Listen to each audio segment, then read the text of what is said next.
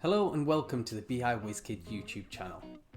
In this video we've got a special guest in Greg Deckler from the USA.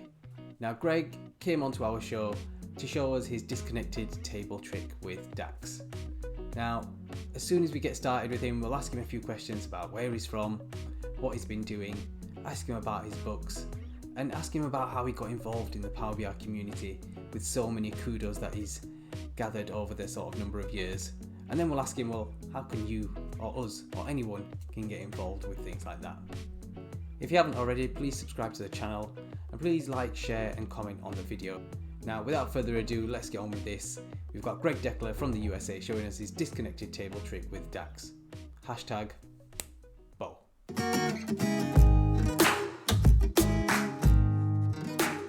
I'm doing very well. It's a little early here. I've got my coffee with me, so we're all set to go. It is 7:36 a.m. here in Ohio, in the United States, is where I'm located. Well, I guess one of I guess you could say that depending on what language you want to use, I'm either lucky or very blessed to work for an organization, in this case Fusion Alliance, that kind of has at its core community involvement. So like all of our partners, for example, they sit on the boards of a lot of charity organizations like the Buckeye Ranch, which helps underprivileged youth, at-risk youth, Habitat for Humanities. We do a lot of volunteer activities for them, local food banks. So really at the core of the organization I work for, it's always been community oriented. So when I go and I tell the partners, hey, I'd like to start up a Power BI user group, or I want to spend some of my work hours participating in the building the Power BI community. I've never received any kind of feedback, negative feedback around that. They're always very, they're willing to let me do those sorts of activities. So that actually came out of the community, my participation in the Power BI community. I wrote a self-published book way back in the day. That's a completely different experience.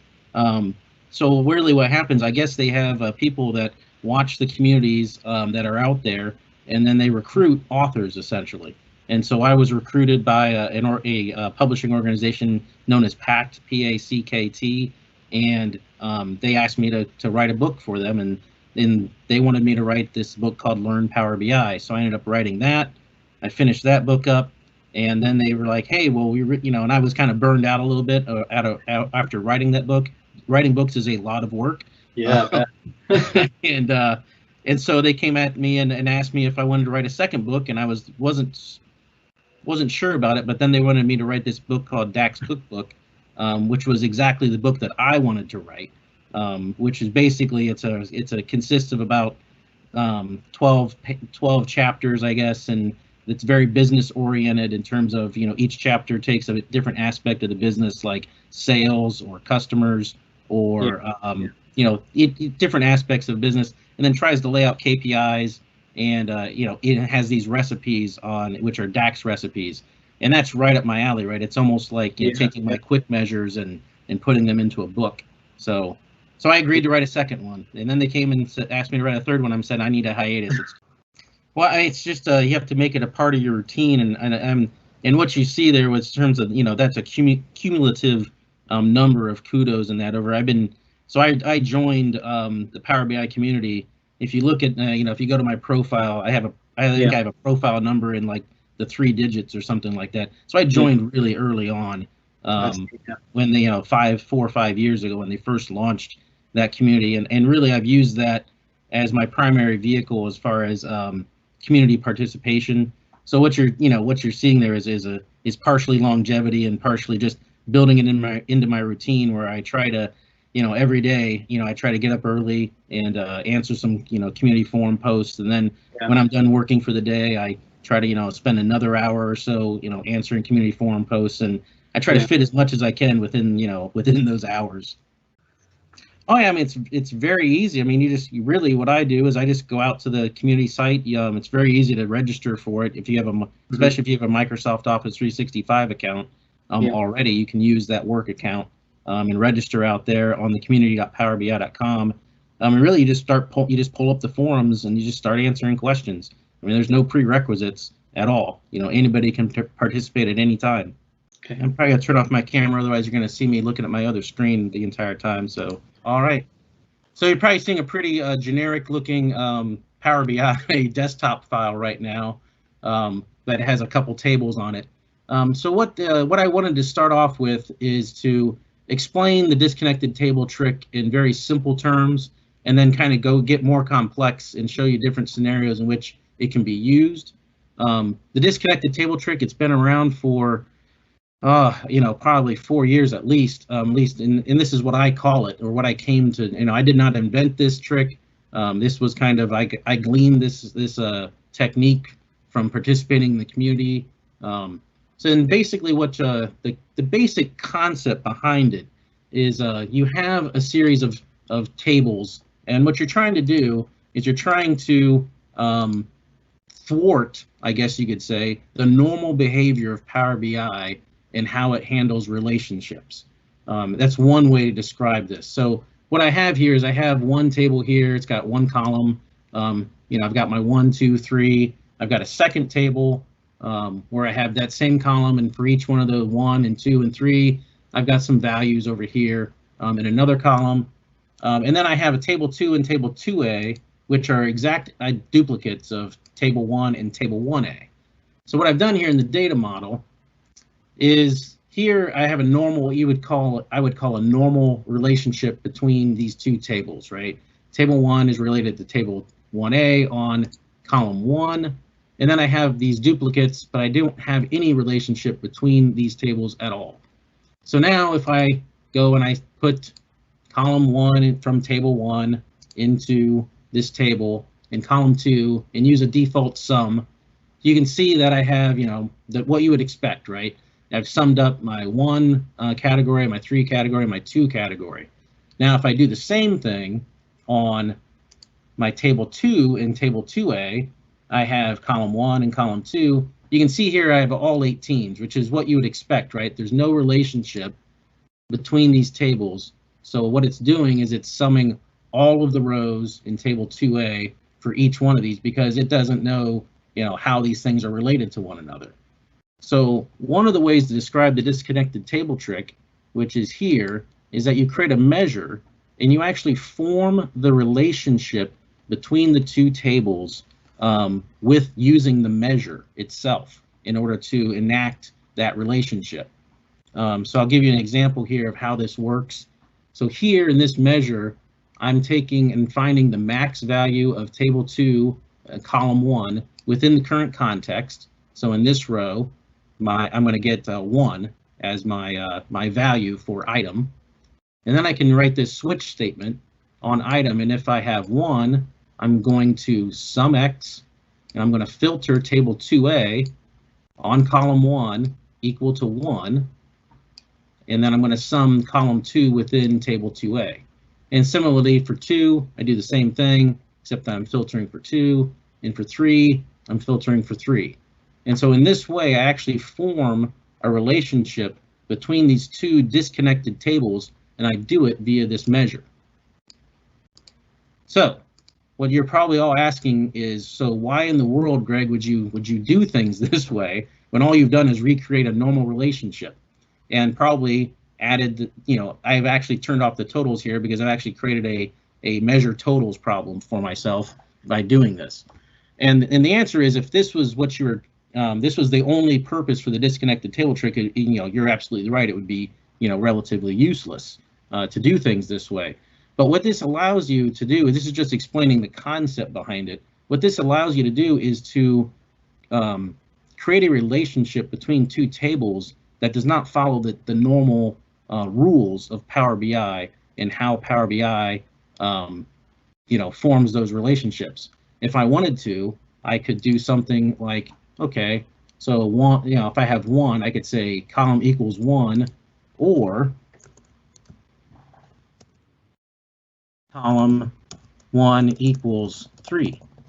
And so now I can create a relationship, a more complex relationship between these tables than what is normally available to me via standard Power BI relationships, right? So that's the basic concept. So behind the disconnected table trick, in as simple of terms as I can explain it. So what I want to do now is to transition into an actual practical example.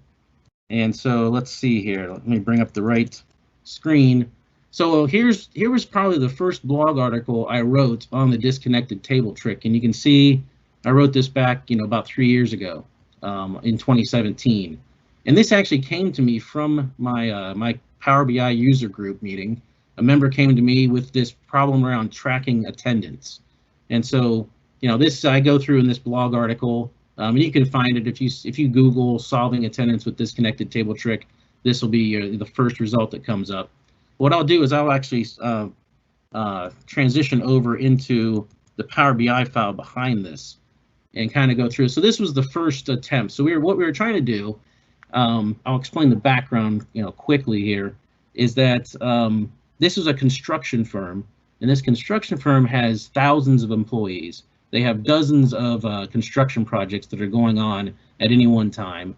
And so daily or weekly, I can't remember the specifics behind it, but they have these training sessions, they're safety sessions, that everybody that is working that day needs to attend. So what they were trying to do was find out who worked that day and didn't attend these safety briefings that they hold all the time.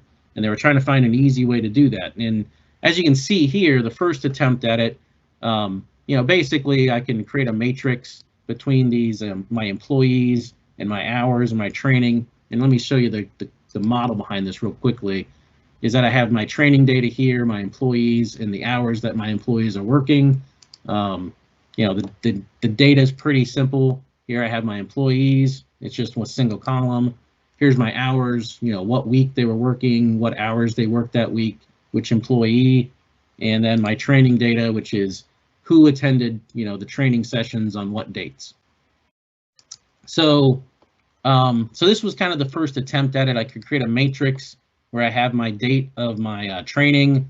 I've got which training it is, training 1, training 2, training 3, and I've got my employees listed. And you can see the holes, right, where people didn't attend the training. Now, this is okay.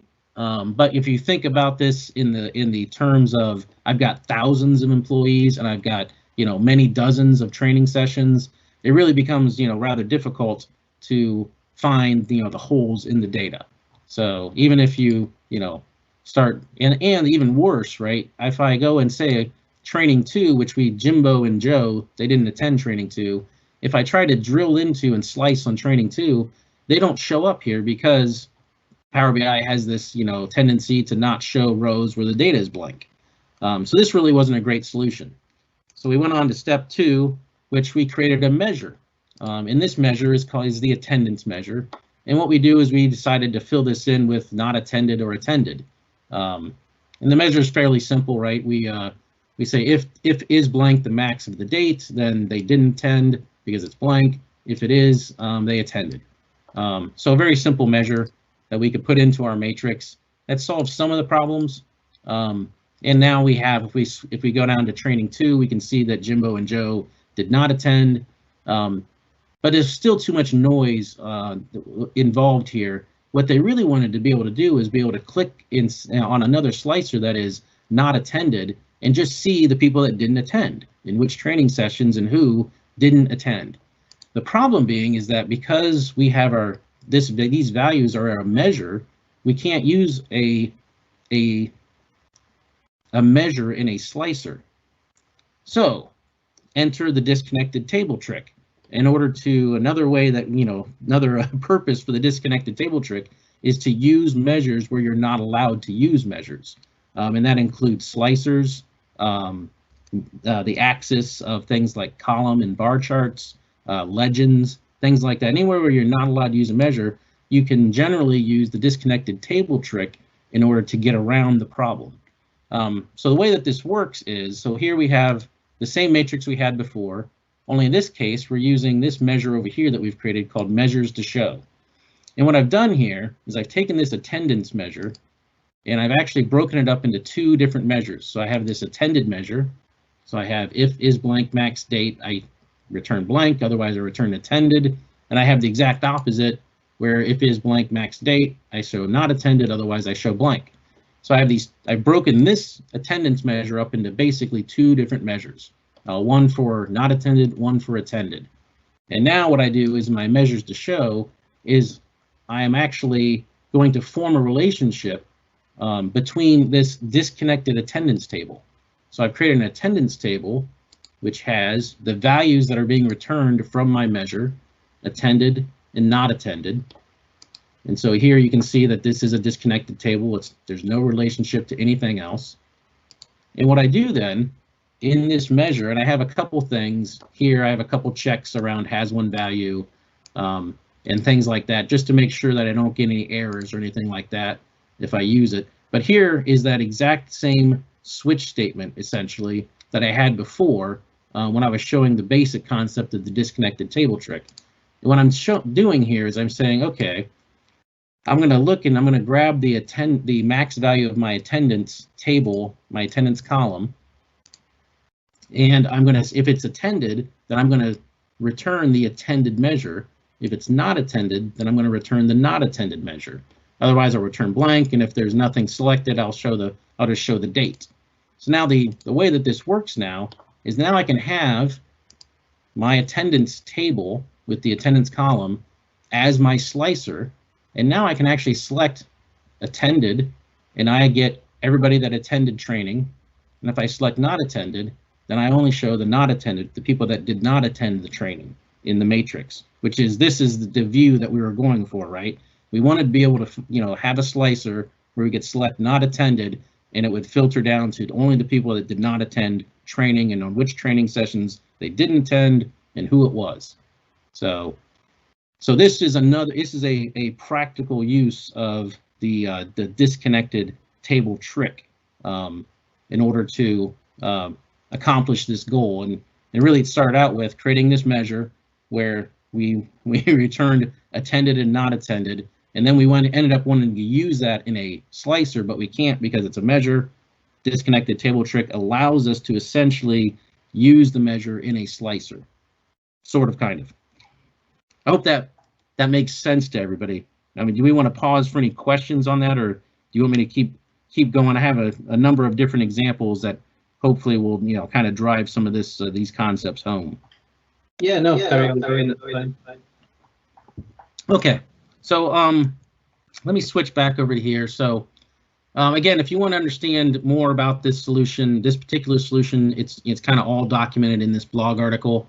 What I'd like to do now is show some other examples of where the disconnected table trick can be used, because anytime that you find yourself trying to kind of break the rules of the way Power BI wants to do things by default, you'll usually end up with some variation of this disconnected table trick in order to kind of make Power BI act the way you want it to work versus the way it works out of the box.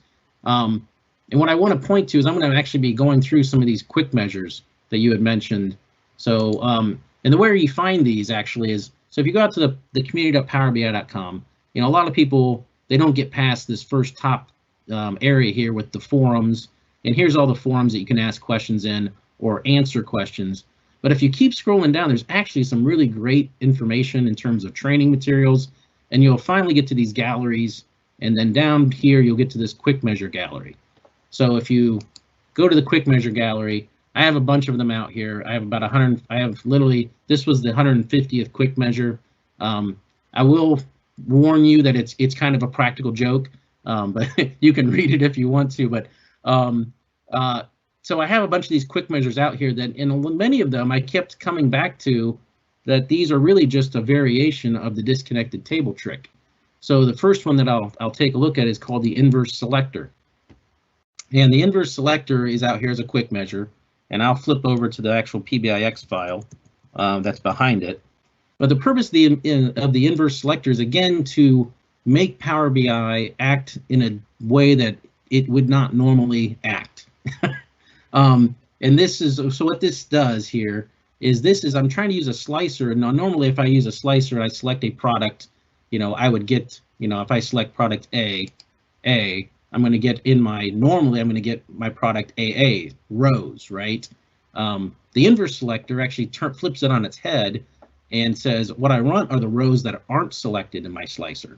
And so that's what the inverse selector is used for, essentially.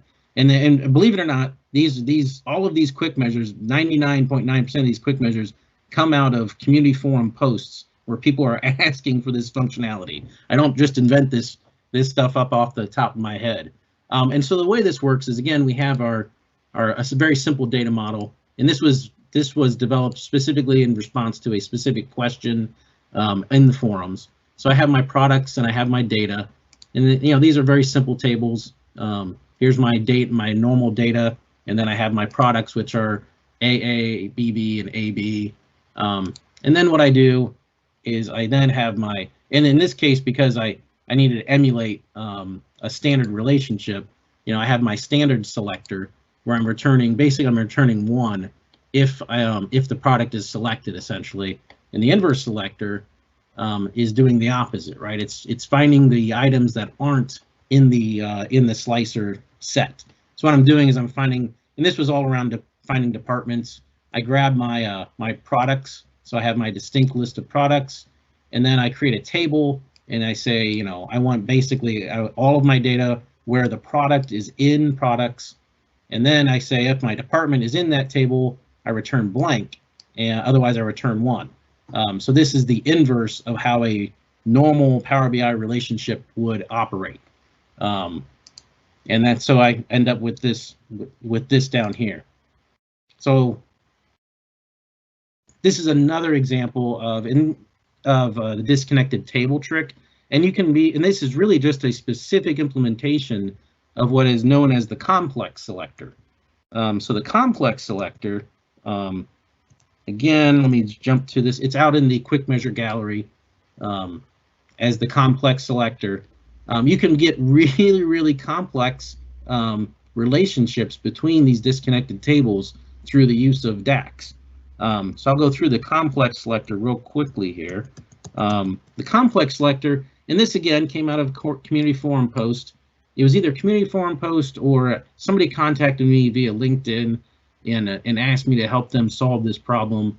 But what the concept here is, they had this data, and we'll go we can take a look real quickly at the data. They just had, basically a date, some kind of value, and a week number. And now we have, so I created a disconnected week number table. What their goal was in this was they wanted to be able to select a week number and display in a visual the last 4 weeks of data. Okay. So the way that we handled that is to use the disconnected table trick and create what's known as this complex selector here. So in this case, I'm grabbing the max week num out of my slicer, and I have this disconnected table. So I have this table in my week nums table.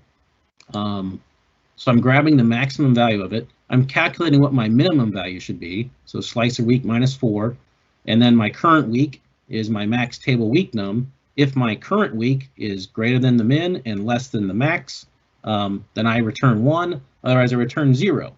So now I can use this complex selector right here in my filters. So basically I'm filtering for my measure equal to 1, and now when I select different weeks here, I always get the last 4 weeks, inclusive. If I select 3, I only get 3, obviously, because there is no week 0. So this is another use of the disconnected table trick. Now, so that's one example. They then wanted to use this same concept in a matrix. So if we have it in a matrix, we have to do a little bit extra. We have the same thing, and I'm actually, in this example, I'm using table 2 and week nums 2, which are identical to table and week nums. But in this case, if we want to use this same concept in a matrix, we have to do a little bit extra. So we create this. I have the same exact complex selector. This is an identical, this is complex selector 2. It's identical to the one we just discussed. I now have a matrix. So I'm basically saying var value to show equals the sum of table 2. If my complex selector equals 1, then I show my value, otherwise I show blank. And again, so now I have in a matrix visual, I can select here. Here's week 12, 11, 10, 9, and then 17, 17, 16, 15, 14. So I always have the last 4 weeks within this matrix. Now, they wanted to take this a step further. So I call this doubly complex. Now what they wanted is they wanted the top 10 in a matrix for the last 4 weeks. So what happens is you can get very, I'm not going to go through all of the code here, so this is just an example of, you can get very complex with these relationships that you in DAX that you form between these tables. In this case, what I'm showing is, I have a number of data for different, there's more than 10, let's put it that way, but I only want to show the top 10 in this matrix for the last 4 weeks. I specifically engineered this data so that in week 13, Texas, you'll see Texas comes in. Texas is only in the top 10 for week 13. It knocks Illinois out of the top 10 essentially. But as you can see here, because it's in the top 10 for week 13, it shows up.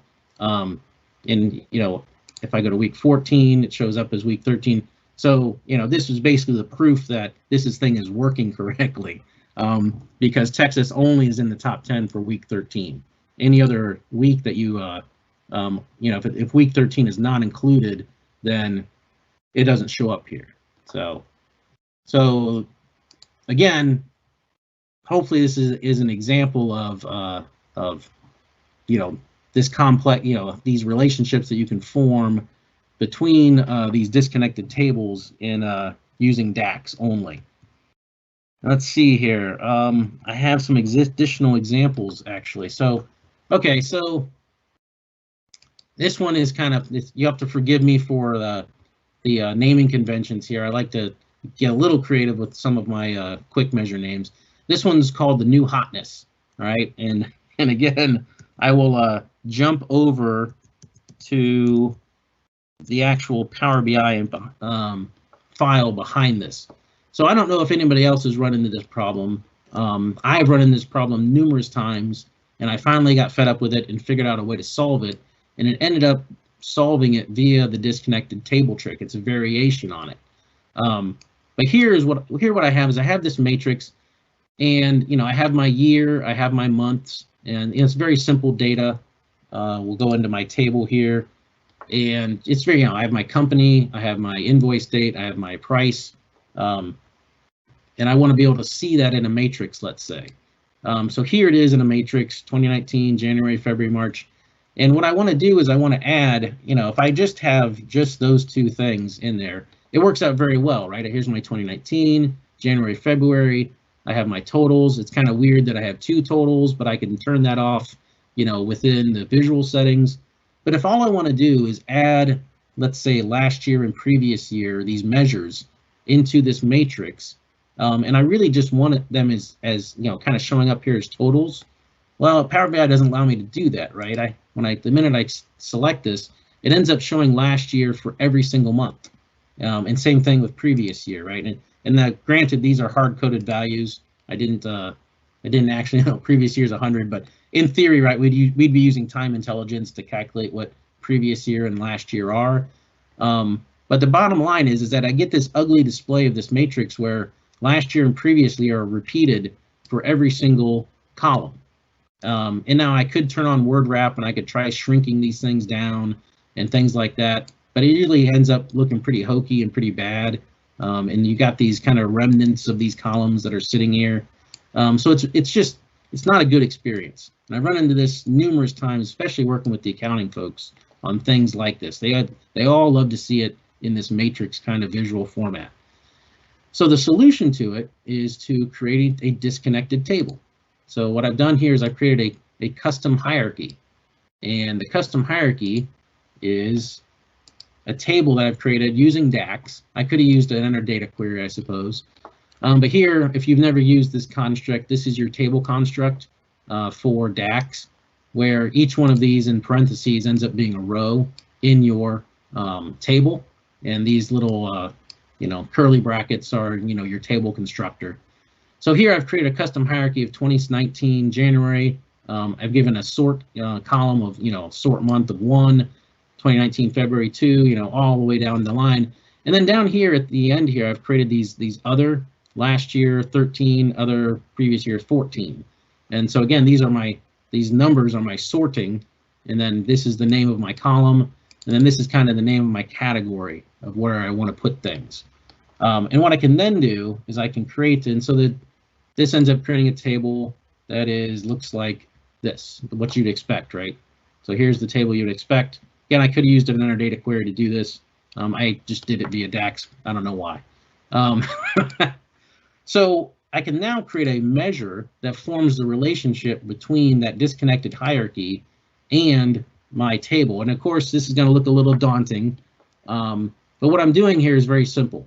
I'm grabbing my value 1, which is my year, or my primary category. I'm grabbing my value 2, which is my secondary category, which tends to be month. And then I'm basically creating that same switch statement. It's just a longer version of the switch statements that we've seen earlier with the disconnected table trick. And I'm using a switch true here.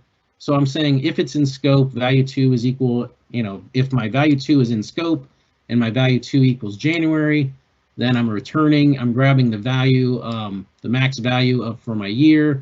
I'm grabbing my month equals to 1, and then I'm returning the sum with the correct filters in place, right? So I'm saying, okay, filter my table where the year equals the year that my year variable, and my month equals my month, which is 1, and I'm displaying the price for it.